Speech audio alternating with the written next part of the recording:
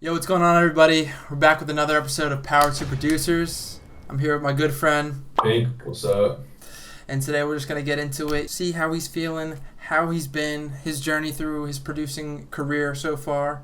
And without further ado, let's get into it. So, Pink, man, give me a little background, little origins of you. Like, where you from? I'm from Tucson, Arizona. Right now I'm 17 years old. I started making beats when I was like 12, 13 on like GarageBand, and then I switched over to FL shortly after that, and just been history ever since. You think Arizona has a big scene when it comes to music? You know, I've been asked this in an interview before, and I said no, but like as I've gotten to explore my city more and like be a more active member of the community, there's definitely a music scene here. A lot of like rock is here, indie kind of music, but I work at a studio, so like we get clients all the time, and we have like hundreds of clients. We've met hundreds of people that are from Tucson, Arizona, that they make rap, but it's like different. It's more like West Coast kind of stuff, not really the kind of stuff I'm into, but I mean it's still there. There's definitely a music scene here, 100%. Now, you said you started off with GarageBand. Like, how did you originally get into the music scene? To be for real, I had been using GarageBand on like my mom's iPad since as long as I can remember. Like using like, if y'all know GarageBand, y'all know that like you can like make those like dubstep beats with like all the loops and stuff, and you just click them.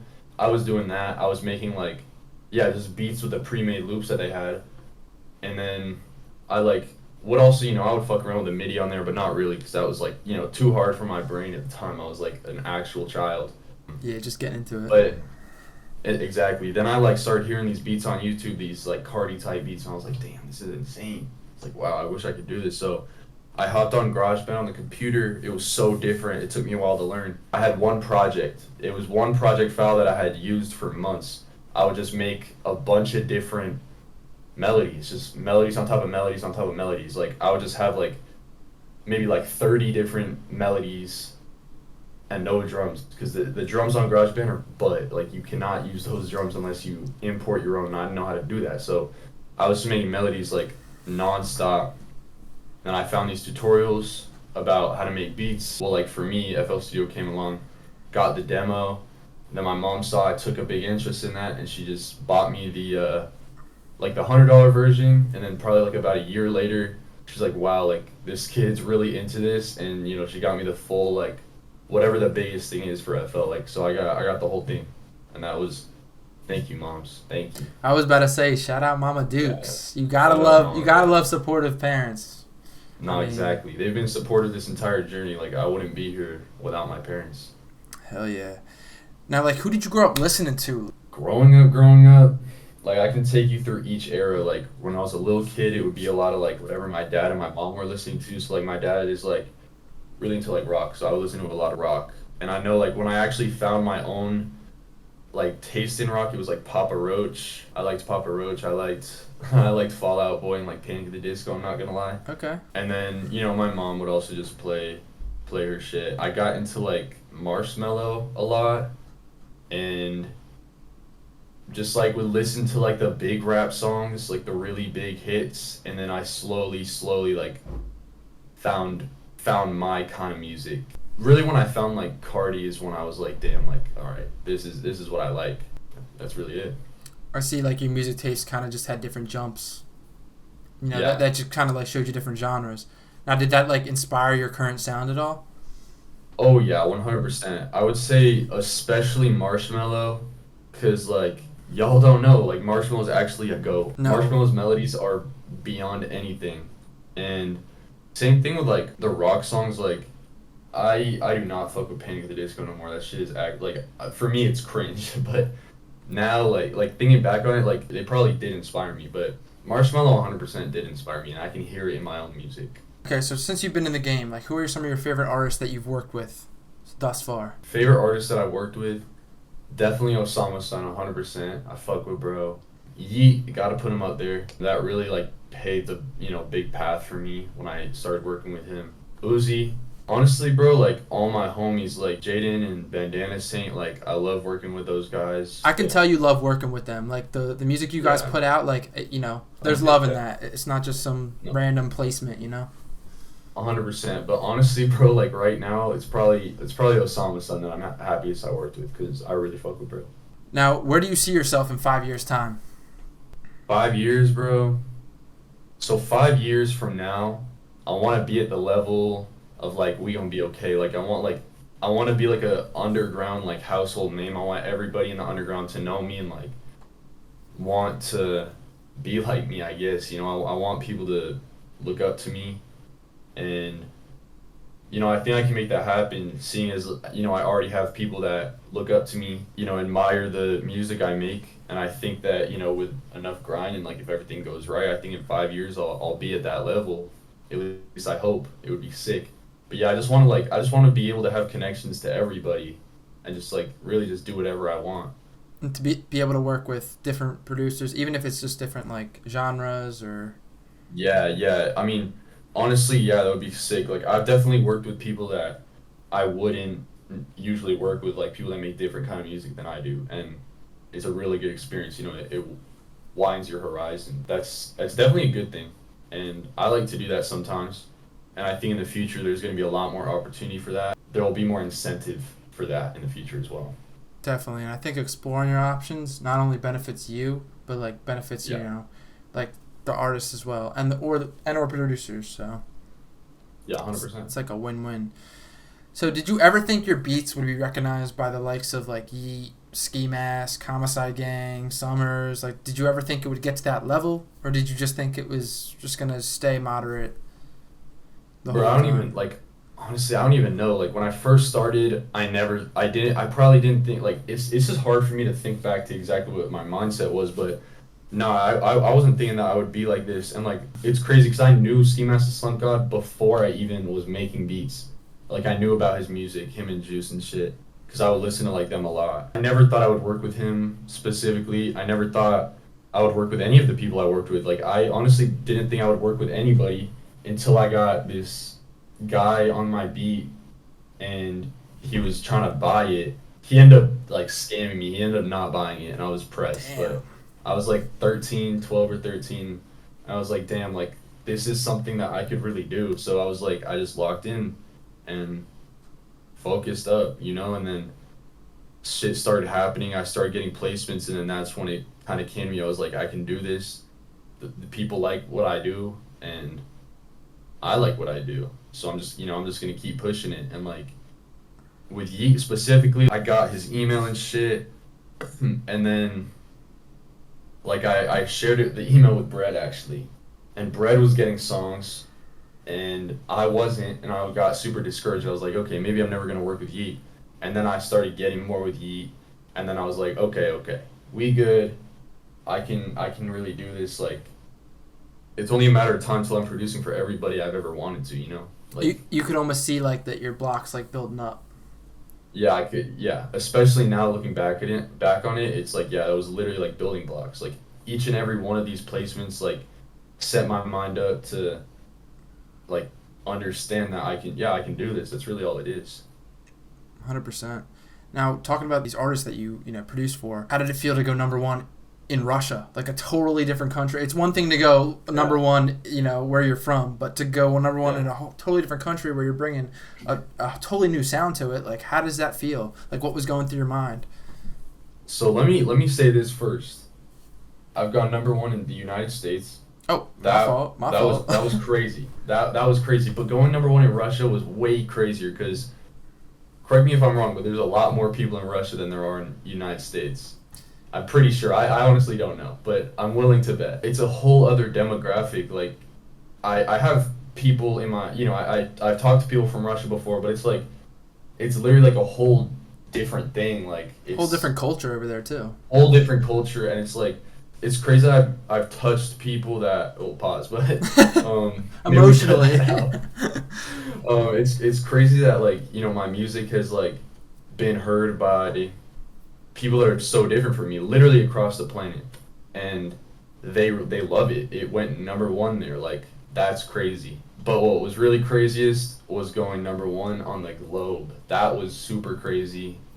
But I'm gonna be real. My hopes were this high for how that would feel when I started. Like I was like, if I ever go number one in the world, I'm like, I'm gonna drop out. I'm gonna start crying. Like all this, all this.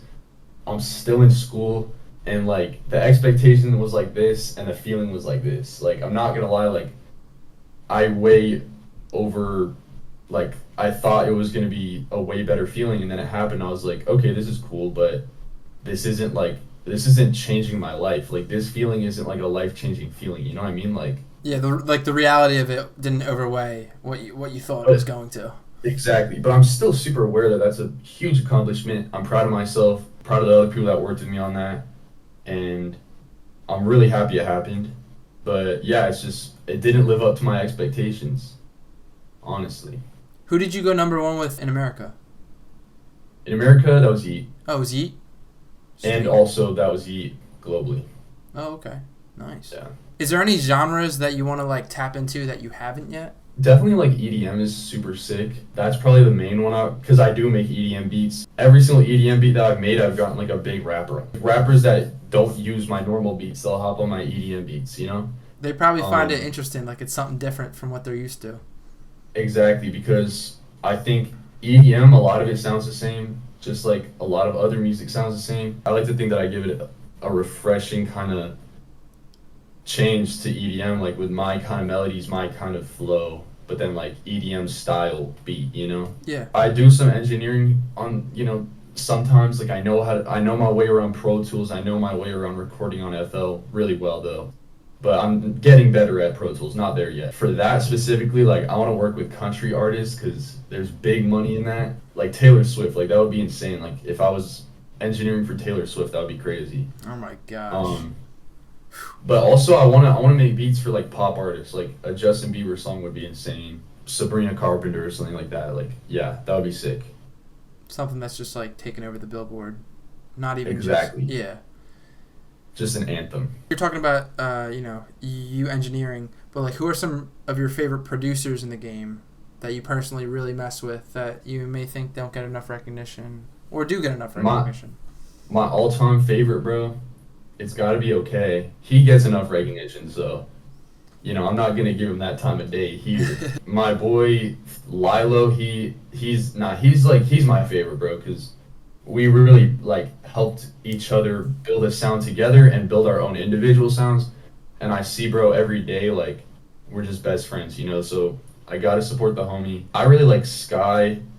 I really like Okay, as I said. That's the main people that come to mind. Oh, Pierre is like the all-time goat for me. Like Right. he's like the best for me. He is the one that got me into this. He's not really doing as much as he used to back then, but I would say like without him there wouldn't really be this kind of underground. There wouldn't be this kind of music coming out. He's bigger than a genre. Like he pioneered a whole movement. Like so I really respect him for that, and he's a big inspiration for me. Oh, 100%. I think honestly, I mean, Pierre does get a lot of recognition as a producer, but it's still not enough for what he's done for the game and Yeah. just his footprint. I mean, it's very inspirational.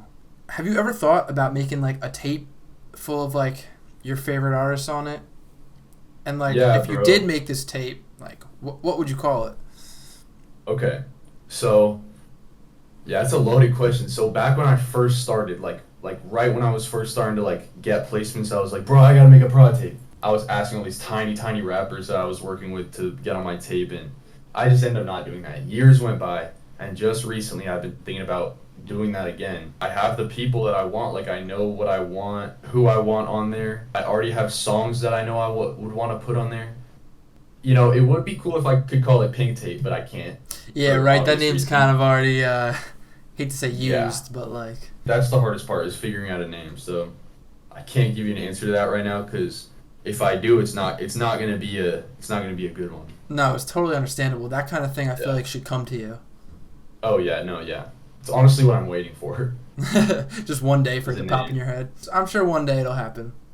Not exactly. Just gotta give it time. It probably is gonna be more of a 2026 thing, if anything. I want it to be perfect. I want to get rappers that I don't already have connection to. I want to get other people as well. So honestly, just waiting till I'm like happy, like really happy with it. No, that's smart. I would definitely take your time and be diligent with it because, you Yeah. want it to be the best it can be.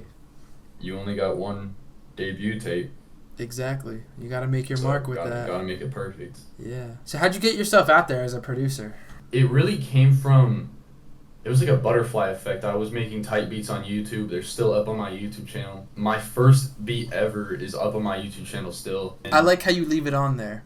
Because a lot of Yeah. people, once they get a little bit of motion or they get bigger in their craft, you know, they seem to delete their past history. And I don't Nah. think there's anything wrong with that, but I think it shows the evolution as an artist.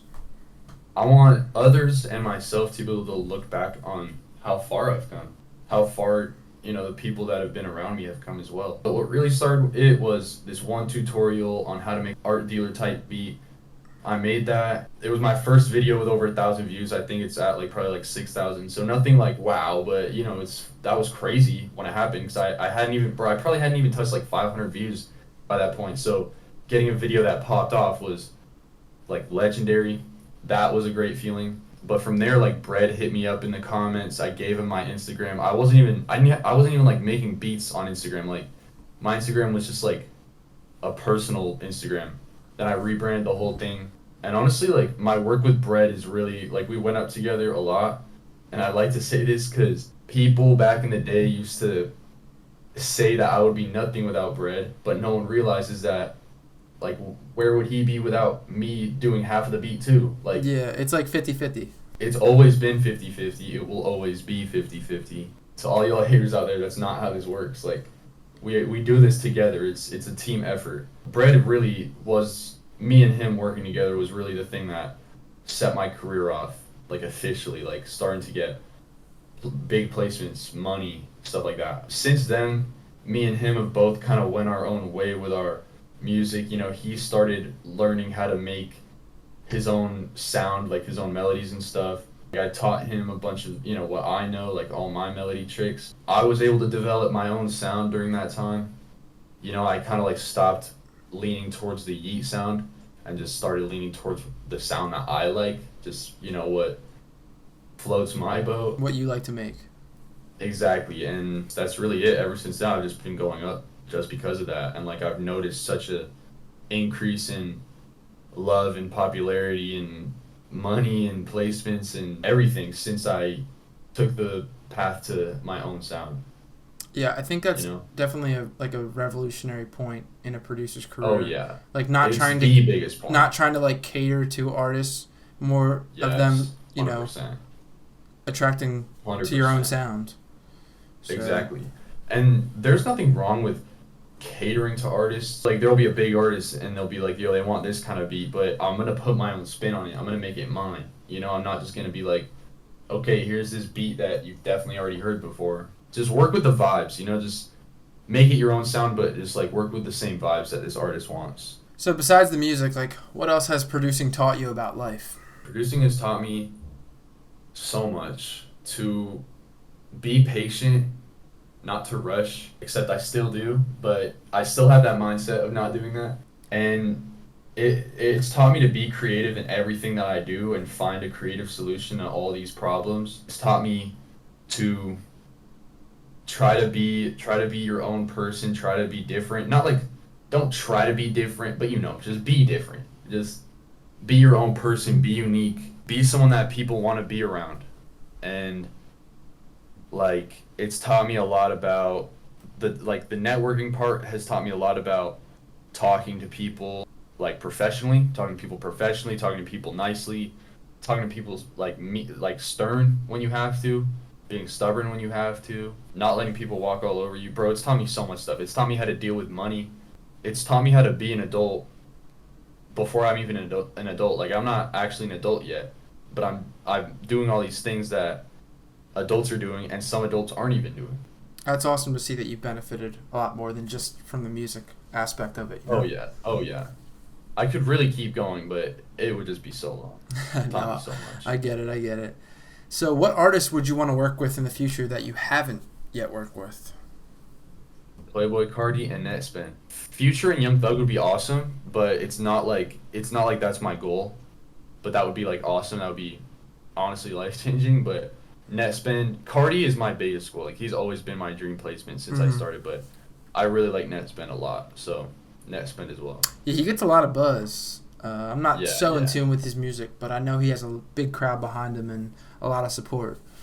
I really like his music. I gotta ask you this, man. Like, what's your message to the leakers out there? Message to the leakers. Honestly, bro, I'm gonna have a different message than a lot of these people because sometimes I appreciate leakers. Like, I want to listen to all these unreleased songs by artists I like. I really do. My Spotify playlist is flooded with them. But when people are leaking music that I've worked on, It hits you know, a special spot of you. yeah, pisses me off just like it pisses everybody else off. But it's like I understand that leakers gonna leak, and it's whatever. It's not the end of the world. You know, there's people. These artists that are getting leaked are always gonna make new music that's gonna be put out and also leaked. It's just a never-ending cycle, and I've learned to accept that leakers have a place in this world. You know. Sometimes they ruin rollouts, and sometimes they release grails that we're never gonna drop. So I think it's Exactly. kind of half and half, you know. Gift and a curse. Definitely. Do you have any advice for new and up and coming producers in the game that are trying to get their name out there, that want to get these placements, that want to develop and flourish in the scene? Bro, so much advice I could give people. But if you have to The give, biggest- if you have to give one big advice to one them. advice is develop your own sound. No matter how long it takes, no matter what, develop your own sound. Be unique, be different from others. That's the one piece of advice I'd give. Basically, be yourself all the way Find what you through, like even all through the your way through. music. Everything. Be the person that you are. Like don't try to be somebody else. Don't try to be somebody else for anybody else. I think you're a good example of that because, Yeah. you've made a big indent in the scene and you've only been being yourself. Yeah, exactly.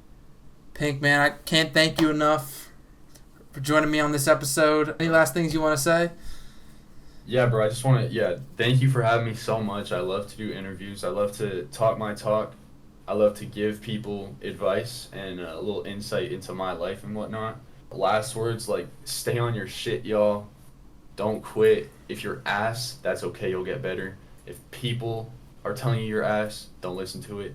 Just keep going. Just never, ever, ever stop. That's the main thing. You cannot quit. Cannot quit. I love it, man. Inspirational. All right, y'all. Thank you so much for watching. This has been episode 2 of Power to Producers, and we'll catch y'all on the next one. Peace.